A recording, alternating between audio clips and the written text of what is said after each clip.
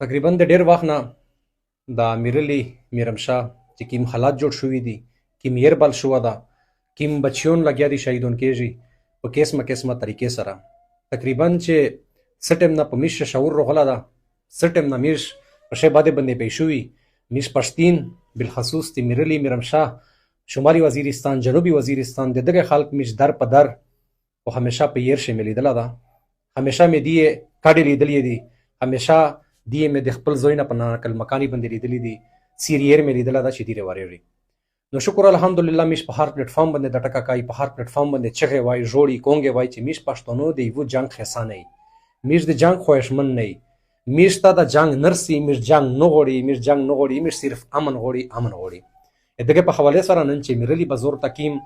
حل کروتله ده، کیمه یک جهدیه وکړله، کیم طاقت یې شو کو، کیم پاور یې شو کو، د امن په نوم باندې ایس قسم د جنگ حمایت نشته، ایس قسم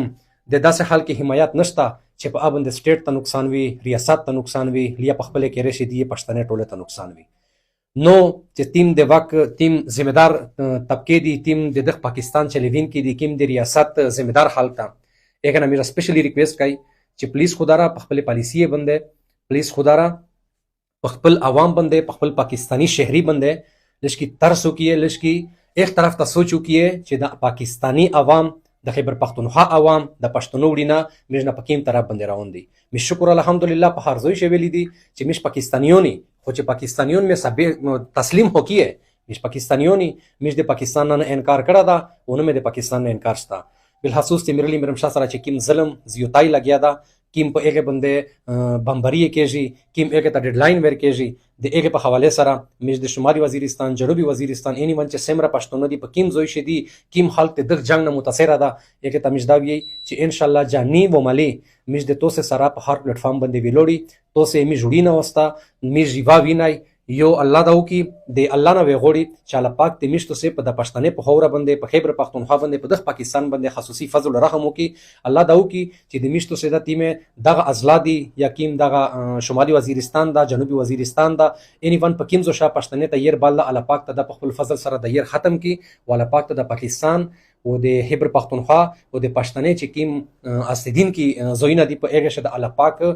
امن روالي او امن د جوړ شي. د دغه په حواله سره د میش وزیرستان چې سمره خويند مایند دي، سمره بچون دي، هغه سره میش شنه بشنه ویلوړي په د تکلیف په دوک درد باندې مې زړی نه باد یادي او میش بیاوي چې میش امن غوړي، امن غوړي، امن غوړي. میش د یو جنگ خسانه وزیرستان خلک ته د خیر وي چې دین انتما پاور شو کړله، کیم طاقت یې شو کو، کیم مظاهره وکړله. ان شاء الله چې دغه کوم د اتفاق وي د پښتين په خپل مباین شه، ان شاء الله چې چا اس قسم سازش وي دا سازش ونه کامیابېږي. میش الحمدلله پاکستانیونی هو د میش د پاکستان شهري مې د تسلیم کړشي، د خیبر پختونخوا پښتونو بالخصوص دغه ته عجیبه غوند سلوکو سره لګیا ده، بل نظر ورته کتل شي د نره بند کړشي. خدا را پدشه دسه بچون یا شهیدون کېږي، دسه شزینا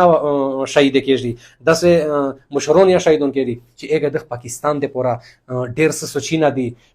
دسه بچون چې هغه ته غریبون د پته نه لګیږي چې زه پیدا شو چیرې ا غریب لیا د دنیا ته سم رغلا نه وي، د کله پښانه د کله لوس نه د کله شهید شي. نو د ظلم دا زیوتای دا جبر دا د ظلم او زیوتی او د جبر چې مشتو ساوز نه کې چې په یو اتفاق باندې نشي، مشتو سه همیشه ناکام وي. الله دې مشتو سه په اتفاق، الله دې مشتو سه په خپل منځ اتفاق یارولي او الله دې مشتو سه خوره د امن